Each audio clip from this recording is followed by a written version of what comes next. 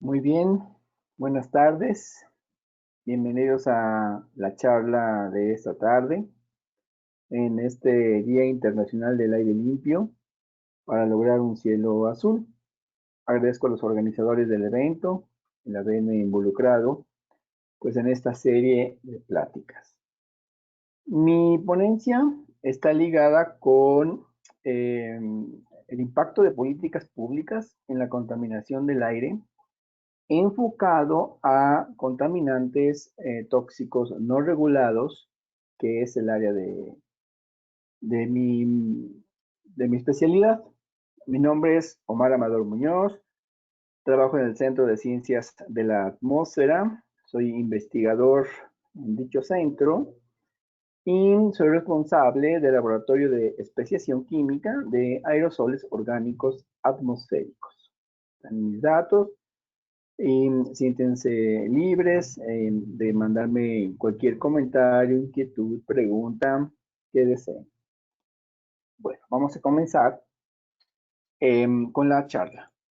Me tomé la libertad de que en las primeras diapositivas que voy a mostrar, voy a clarificar algunos conceptos y luego entraríamos en materia. Miren, la importancia de la contaminación del aire radica pues en sus efectos, ¿verdad? En el 2019, la Organización Mundial de la Salud, OMS, consideró la contaminación del aire como uno de los, o el mayor riesgo ambiental para la salud humana. 9 de cada 10 personas respiran aire contaminado en el planeta. Y los principales órganos, no los únicos, principales que la contaminación atmosférica o los contaminantes atmosféricos atacan en el ser humano son pulmón, corazón y cerebro. Esto de la contaminación del aire es interesante porque generalmente está restringido a solo algunos contaminantes atmosféricos, siendo que en el aire hay muchísimos contaminantes, eh, digamos, especies químicas y biológicas en el aire que muchas de ellas tienen propiedades tóxicas, pero solamente se miden algunos y se han medido durante algunos años o muchos años en algunos países, incluyendo nuestro, en Ciudad de México sobre todo, pero que hay otros compuestos que no se miden. Esta diapositiva muestra aquellos contaminantes que se les llama criterio, que tienen límites permitidos y una concentración establecida en un cierto periodo, ¿no? Esto se debe pues al efecto que tiene en el ser humano. Son 7 contaminantes normados, ajá. Los que están o he señalado en azul son considerados contaminantes primarios, que son los que se emiten por las fuentes y van hacia el aire, hacia la atmósfera. El marcado en rojo es un contaminante secundario, es decir, se forma en la atmósfera como producto de la reacción de precursores, en este caso el ozono, o la interacción de hidrocarburos volátiles y óxidos de nitrógeno, y las partículas que tienen un doble marco, azul y rojo, porque parte de la composición de las partículas está constituida por contaminantes primarios, pero también por contaminantes secundarios. Esto tiene que ver con el diámetro, el sitio, la fuente de emisión, la temporada del año. Es como ciertos contaminantes dominan sobre otros. Y ustedes pueden apreciar también en la tabla, que es una tabla que tomé de la Secretaría de Medio Ambiente, una tabla actualizada, eh, que hay límites o números que establecen el límite por arriba del cual empiezan, digamos, las personas expuestas a concentraciones por arriba de las establecidas empiezan a presentar efectos, síntomas, ¿no?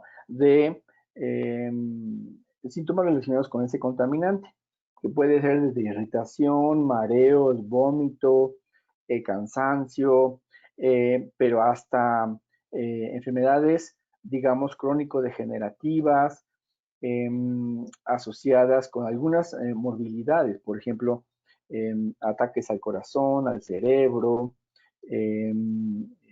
daños al pulmón, en algunos de ellos. Y entonces se establecen estos límites que nos dicen, miren, si la concentración de tal contaminante es inferior al límite, entonces estamos, digamos, seguros o no presentaremos síntomas eh, que nos conlleven, digamos, en un plazo crónico a exacerbar o al presentar otros síntomas que pongan en riesgo nuestra salud, incluyendo muerte, ¿verdad? Pero es interesante notar que solamente son 7 contaminantes los normados, habiendo muchas otras especies en el aire. Bueno, quiero compartirles a ustedes un concepto que a veces en la comunidad, incluyendo la científica, se confunde. Esos contaminantes que acabo de mostrar que tienen límites permitidos, llamados contaminantes criterio, están 4 de ellos en fase gaseosa. Los azules son primarios, el ozono está en rojo, es secundario, pero hay otros compuestos orgánicos volátiles que de hecho son la mayoría, ajá, que están en fase gaseosa, pero que ninguno de ellos está normado. No se mide sistemáticamente, como está normado, aunque puede ser que sean más tóxicos que los normados. Por ejemplo, benceno o tolueno, que hay concentraciones reportadas en el aire ambiental, pero que no, como no está normado, pues no es, por ley no se tiene que medir. Lo cual eh, implica un mayor esfuerzo, ¿verdad? Para poder saber o conocer sus concentraciones en el aire. Estos compuestos están agrupados en una familia que debido a digamos, a sus características, a sus propiedades fisicoquímicas, su presión de vapor, se engloban en lo que es la fase gaseosa. Hay otros compuestos, ajá, que conforman la fase particular, ¿sí? Que básicamente es lo que forma a las partículas suspendidas y que contienen compuestos de índole inorgánico, orgánico o material biológico. Algunos ejemplos es el carbón elemental, los metales, iones sales como sulfatos, como nitratos, carbonatos, silicatos, ¿verdad? Metales como arsénico, como plomo, en fin, que el plomo, por cierto, es el único metal normal. Y dentro de la fracción orgánica hay cientos de especies. Y dentro del material biológico, pues podemos apreciar también la presencia de pólenes, de bacterias y de virus. Lo que quiero que vean es que la combinación de estas dos fases crean lo que se conoce como aerosol atmosférico. A veces confundido con fase particular. Indistintamente se habla de aerosol o partículas suspendidas, pero como pueden ver ustedes, no es lo mismo, porque la fase gaseosa con la particulada crean el aerosol atmosférico. De hecho, hay grupos en el mundo, incluyendo aquí en México, que se dedican solamente a estudiar una partecita de cierta fase. Mi grupo, en lo particular, se dedica a estudiar la fracción orgánica de la fase particulada del aerosol atmosférico. Imagínense. Y con ello tendremos para toda la vida. Vean ustedes la complejidad de la fracción orgánica solamente de la fase particulada del aerosol atmosférico. Este es un ejemplo de un muestreo de 24 horas en PM2.5 en abril del 2013 en el noroeste de la Ciudad de México. Cada puntito rojo que ven ustedes ahí es un compuesto. Es con una técnica que se llama cromatografía de gases bidimensional se logró la detección de todas estas especies. De tal forma que lo que quiero llegar a obtener con esta diapositiva es que las partículas, a diferencia de los óxidos de nitrógeno, de azufre, monóxido de carbono, ozono, que son eh, contaminantes monocomponentes, porque es una molécula, como lo pueden ver, las partículas suspendidas no son monocomponentes, sino que son una mezcla de multicomponentes, de multicompuestos. De hecho, en este ejemplo que les estoy mostrando, encontramos arriba de 5.000 especies individuales, entre que son tóxicas y que algunas no son tóxicas, pero son de interés en la química de la atmósfera porque son precursores de la formación de otras especies. Este concepto polutoma es relativamente nuevo y está relacionado con todas las formas de contaminación que tienen el potencial de dañar a la salud humana.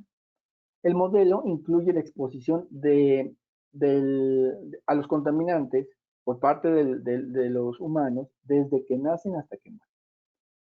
Y entonces está clasificado el modelo como en 3 grupos, digamos. El grupo número 1, el 2 y el 3. En el 1, lo que quiero resaltar es que se conoce muy bien o hay mucha información sobre el efecto o la relación que tienen los contaminantes con los efectos. En el caso de la contaminación atmosférica, esto se da solamente para los contaminantes criterio. Entonces, se conoce muy bien, por ejemplo, que las PM2.5 o las PM10 y el ozono causan morbilidad y mortalidad humanas, por ejemplo, ¿no? Entonces, hay estudios muy grandes, hechos en otras partes del mundo, en donde han mostrado esta asociación, ¿sí? Y entonces, al mostrar esta asociación, se puede estimar, y claro, medir, pues el número de muertes que hay asociadas con el incremento de la concentración de este contaminante normal. Y entonces, este número representa una carga mundial de la enfermedad. Entonces, al conocer esta asociación, se pueden estimar y cuantificar las muertes asociadas a dicho contaminante. Sin embargo, en la zona número 2, como pueden ver, sí hay estudios científicos que empiezan a mostrar la asociación de estos contaminantes normados, pero no solamente con mortalidad o con las morbilidades eh, que generalmente están relacionadas con enfermedades no transmisibles, ¿ok? Pero poco se conoce con la asociación de estos contaminantes con ciertos padecimientos, por ejemplo, con diabetes, con partos prematuros, con autismo, con demencia, por mencionar algunos. Y existe una tercera zona que aún está en investigación. Se conoce muy poco la relación que guardan ciertos contaminantes específicos o grupos funcionales o familias de compuestos que se encuentran en el aire con padecimientos o con enfermedades. Entonces, por ejemplo, se sabe que el plaguicida organocolorado está asociado con efectos neurotóxicos, ¿no? O que los compuestos orgánicos presentes en los plásticos, ahora muy de moda, ajá, que potencialmente se pueden evaporar y o extraer de productos de plástico, ¿verdad? Flexibles, generan algo que se llama ftalato o de aquellos plásticos duros que generan bisfenol A. Y estos compuestos se les ha asociado con la modificación endocrina. Y así, hay muchos ejemplos en donde hay, digamos, estudios que empiezan a asociar la, la presencia del contaminante o de la familia de contaminantes con enfermedades específicas, pero eso todavía está en estudio.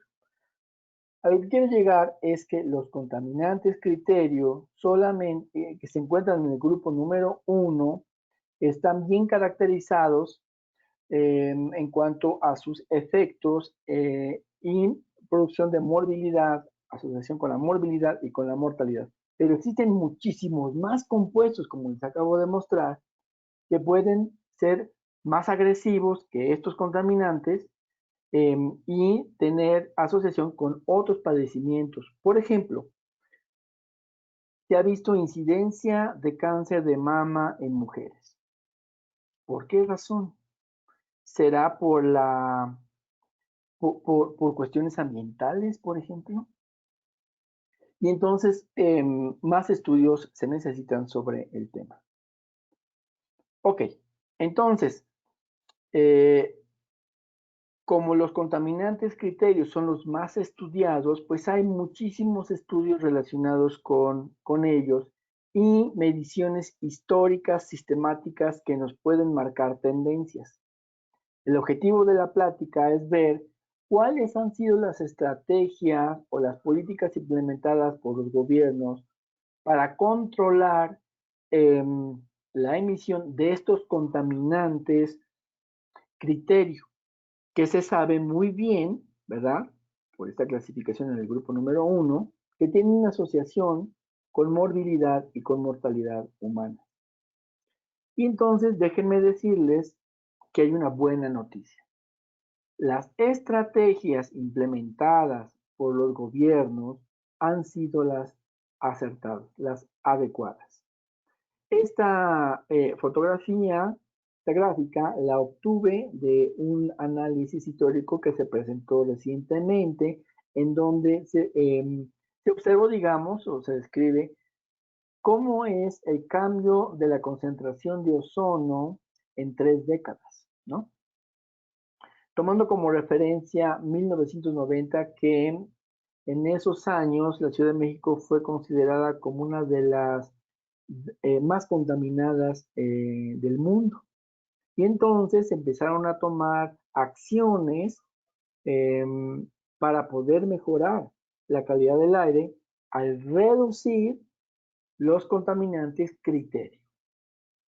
Entonces, algunas de las acciones, como pueden ustedes apreciar, y a detalle los invito a que consulten este documento, es que la reducción del ozono, la tendencia del ozono fue a disminuir con el paso del tiempo.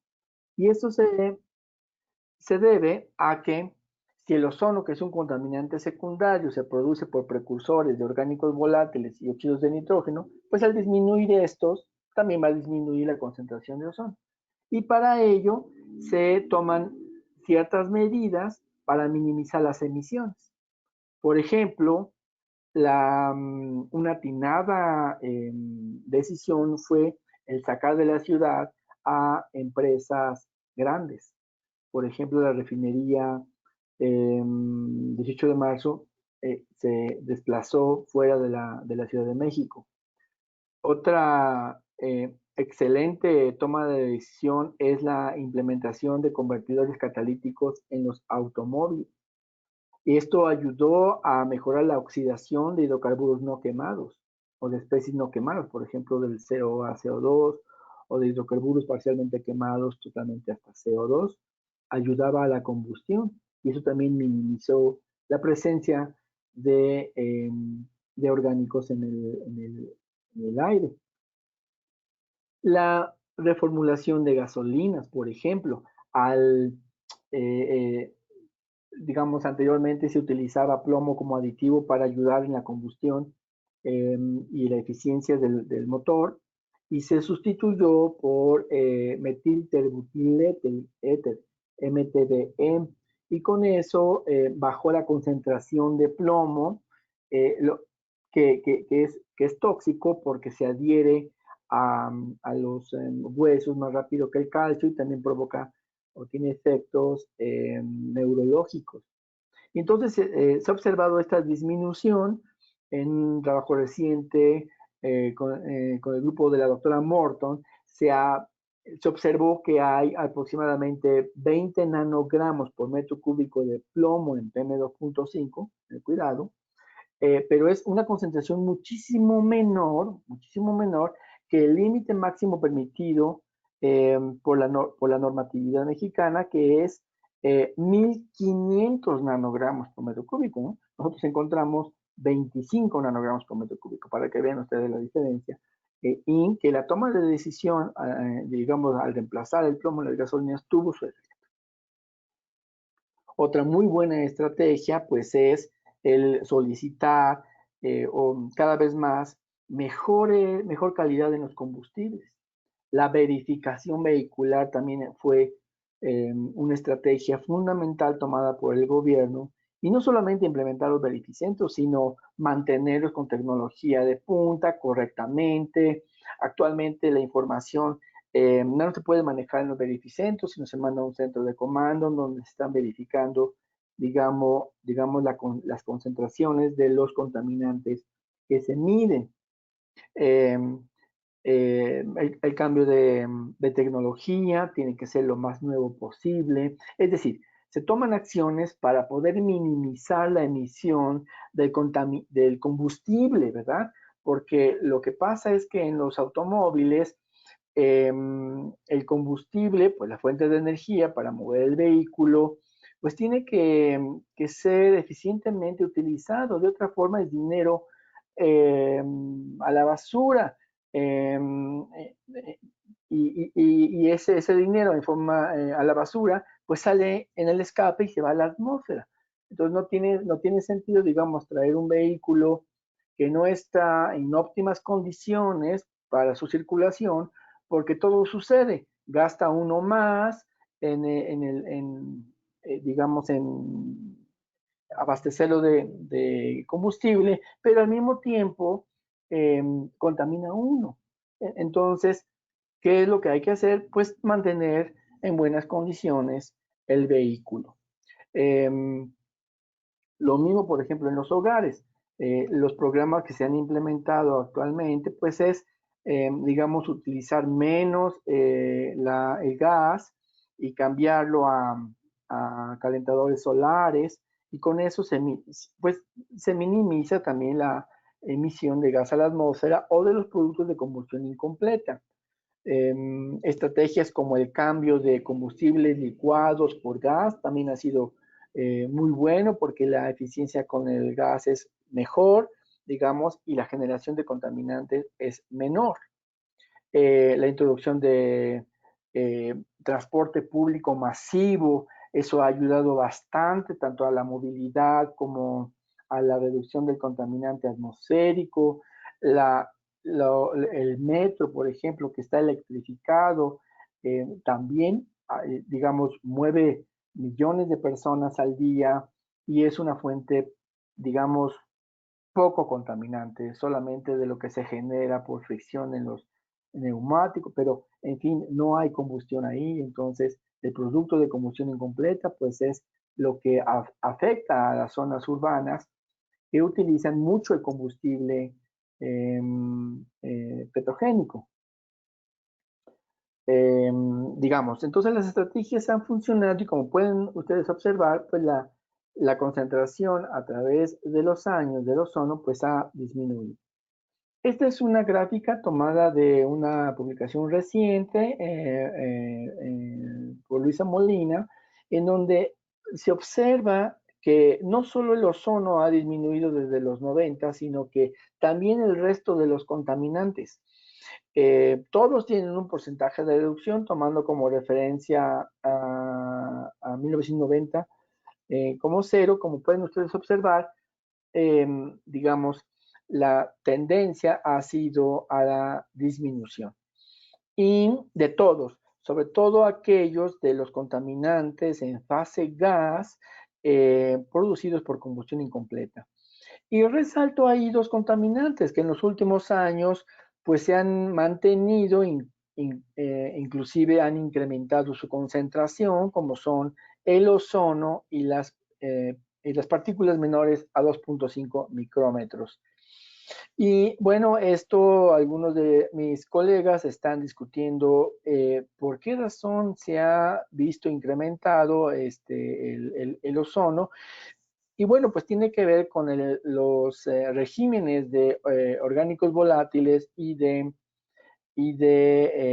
óxidos de nitrógeno en el valle, que hacen que al cambiar, no es lineal la relación, y entonces al cambiar uno de los precursores, entonces se altere la química que forma el ozono, y entonces esto hace que se incremente este oxidante fotoquímico que solamente se produce durante el día o en su mayoría. Las PM2.5, como ya expliqué, tienen en su composición también compuestos secundarios. Y entonces la química de la atmósfera está jugando un papel fundamental, ¿verdad? Para aumentar su masa. Y eso es súper interesante porque si bien se ha controlado mucho, como ya vimos, la emisión vehicular, pues hay otras fuentes que no se han controlado del todo. Hay fuentes de área, hay fuentes industriales, que no se han controlado del todo. Y entonces, muy interesante observar cuáles orgánicos volátiles emitidos por otras fuentes están contribuyendo a la formación de estas dos especies que provocan que se hayan mantenido o incluso incrementado en los últimos años. Bueno, lo que acabo de mostrar son datos obtenidos por el sistema de monitoreo atmosférico de la Secretaría de Medio Ambiente de la Ciudad de México. Y entonces ustedes observaron que la tendencia general desde los 90 hasta nuestros días, pues en general ha reducido, ¿no? Se ha decrementado. Bueno, estas gráficas que están ustedes observando dicen lo mismo, pero con la caracterización de especies o de contaminantes atmosféricos tóxicos no regulados, que era lo que estábamos hablando en el polutoma, que estarían contempladas en la zona 2 y 3. Estos policíclicos, estos hidrocarburos, son productos de la combustión incompleta de combustibles, ¿sí? Tanto fósiles como no fósiles. Y tienen la propiedad que estos que están ustedes observando son mutagénicos y carcinógenos. Y entonces lo que les presento es una comparación de dos gráficas, una que está en azul y otra que está en color naranja. Y como pueden ustedes observar, las mediciones que se hicieron en el 2006 con respecto a 2016-2017 bajaron un 40%. Si estos compuestos se emiten por combustión incompleta en una zona urbana como la de nosotros, en donde la principal fuente de emisión es la vehicular, quiere decir que las estrategias tomadas por los gobiernos no solamente controlaron los contaminantes criterio, ¿no? Que están normados, sino que también controlaron o se controlaron contaminantes que producen cáncer, que son tóxicos y que producen cáncer, y que también disminuyeron, en cuanto más o menos calculamos en un 40% en promedio. Esto es una publicación reciente que pueden verificar. Esto es otra forma de observar los datos. En el 2006 teníamos, es un semáforo, en el 2006 teníamos colores hasta de morado, rojo, y ahora en el 2016-2017 ya no tenemos colores en rojo ni morados, indicando que las concentraciones han disminuido. Estos estudios que les mostré fueron para un solo sitio, es el sitio en el sur de la Ciudad de México, que se considera como un sitio receptor. Esto mismo lo hicimos para 5 sitios alrededor de la zona metropolitana del Valle de México, y como pueden ustedes observar, en este ejemplo, donde tomé a noviembre como un representativo de temporada de secas frías, en la comparación 2006-2016 para policíclicos cancerígenos, en todos los sitios también hubo una reducción. Esto fue también hecho para marzo, esa comparación, y como pueden apreciar, también hubo una reducción. De tal forma que estamos hablando entre un 40 y un 50% de reducción de cancerígenos emitidos por combustión incompleta de gasolina y diésel en la última década. Bueno, eso son muy buenas noticias para las personas o para los jóvenes, ¿verdad? Porque actualmente están respirando un aire más limpio, la calidad del aire ha incrementado, a pesar de que en la misma época se ha incrementado al doble la flota vehicular. Son datos obtenidos de los inventarios de emisión de la Secretaría de Medio Ambiente, y lo que está en rojo es son las fuentes relacionadas con gasolina, y los que están en azul con las de diésel. Como pueden apreciar, los vehículos a gasolina se han incrementado mucho, algunos de diésel y algunos han bajado. Pero en general la flota vehicular en 10 años ha aumentado más de 2 veces. A pesar de esto, tenemos una mejor calidad del aire. Entonces, la primera parte de la presentación fue, este, eh, eh, tiene, tiene estas conclusiones. Tenemos una mejor calidad del aire con más vehículos. Y los programas y estrategias implementadas por los gobiernos han sido adecuados. Y estos son algunos ejemplos de las estrategias que ya platicamos, que han sido exitosas. Las recomendaciones que hay que incluir el análisis sistemático de la composición química para observar los compuestos orgánicos tóxicos no regulados, porque, por ejemplo, lo que medimos nosotros provoca cáncer de pulmón, ¿verdad? Pero hay otros compuestos, por ejemplo, algunos metales también lo hacen. Y hay que normar los compuestos tóxicos. En algunos otros países del mundo se hace de manera sistemática. Por ejemplo, aquí en Reino Unido los miden ese tipo de compuestos, y tienen en la Unión Europea tienen una historia ya, estos compuestos medidos sistemáticamente, y crean sus propias bases de datos, ¿no? Lo cual se podría implementar en nuestro país. Tienen su distribución espacial, saben en qué sitios están más contaminados que otros, para tomar las estrategias adecuadas. Ahora, ¿esto se puede hacer en nuestro país? Claro que sí se puede hacer. El problema es que probablemente el costo para ello pues sea elevado, pero si se justifica que tal vez el costo por no atenderlo o por no medirlo sea más elevado que que el tratamiento, pues vale la pena medir para tomar medidas de prevención, ¿verdad? En lugar de tener que tomar, digamos, o invertir dinero en la reparación del daño, en el tratamiento del daño. Entonces, este es un ejemplo de cómo se puede hacer la medición, digamos, estimar las mediciones con sistemas un poco más de menor costo, ajá, que las técnicas que se utilizan para poder medir estos compuestos, que son bastante caras, pero que a través de equipos de menor costo y cierta matemática, podemos estimar la distribución de los compuestos, en este caso cancerígenos, en PM2.5. Como pueden ver, pues en este ejemplo podríamos estirar con un 86% más o menos la variación de esos compuestos. Y luego verificar los modelos, ¿verdad? Esto se tendría que hacer por sitio, tal vez por temporada, no sé, eso ya tendríamos que ver. Fíjense qué interesante, les voy a compartir algo que pues es muy, muy nuevo en nuestro país.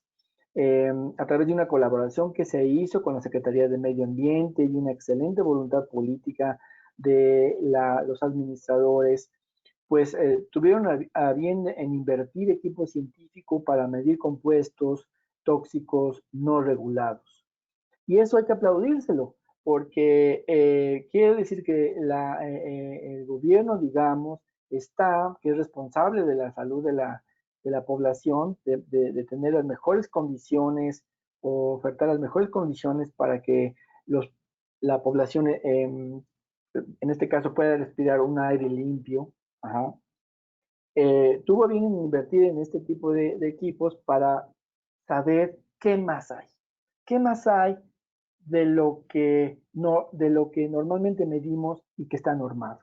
Entonces es un equipo que está un poco largo el nombre, lo vamos a llamar TAG GCMS, que mide compuestos orgánicos emitidos y formados. Y lo que nos va a permitir conocer es precisar las fuentes de emisión durante el día y tener también más información sobre las químicas diurna y nocturna, atmosférica. Estas son algunas de las preguntas que podríamos contestar con el sistema.